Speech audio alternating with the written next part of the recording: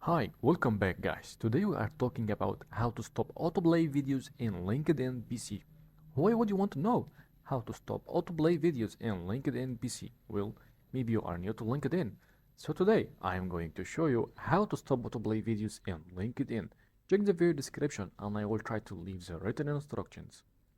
Okay, click on your picture, go to setting and privacy. Sure, it will take you to a new tab. Just wait to load, then go to general preferences.